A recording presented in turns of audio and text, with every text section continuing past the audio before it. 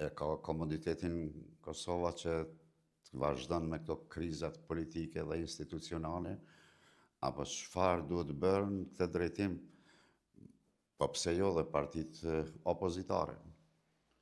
Mendoj që edhe shtetet që kanë një traditë të jashtëzakonshme të institucioneve të sigurisë, po edhe institucioneve në përgjithësi, nuk e kanë një luksusit të tillë. Kosova nuk e ka fare. Unë mendoj që gjithë kjo kohë që na ka kalu pa një stabilitet politik dhe pa institucione faktikisht stabile, është një kërcënim i hapur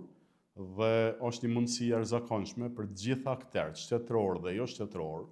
që të instalojnë faktikisht sensorët e vet për mundësinë e destabilizimit të Kosovës. Duhet jemi syçel,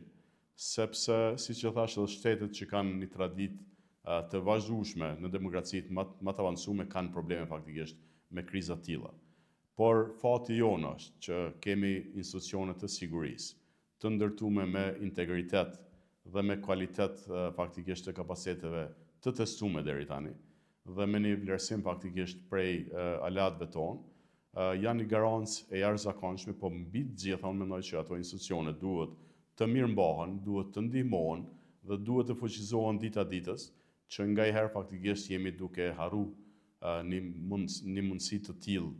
edhe një nevojë të tillë që ata njerëz në uniform duhet të gëzojnë mirëqenie, duhet të gëzojnë faktikisht mbështetje dhe duhet mos ta harrojmë që ata kanë edhe familje. Duhet ta kenë një mirëqenie të nivelit të tillë që mund me të vërtetë të ndihen mirë në lëkurën e vet dhe mos mendojnë për mirëqenien e familjeve tyre, po të jenë të koncentruar me gjithë qenien faktikisht në shërbim ose në realizimin e detyrave që i kanë. Dhe mendoj që kjo është një situatë që nuk duhet ta harrojmë, që edhe brenda natës faktikisht mund të kemi një jo stabilitet të tillë që gjithë duhet të jemi të përqendruar në drejtim dhe jo të jemi të përqendruar faktikisht në problemet aktuale politike që dim t'ja sjellim vetes, që mendoj që mund zgjidhen, ose mendoj që kanë zgjidhje, ose mendoj që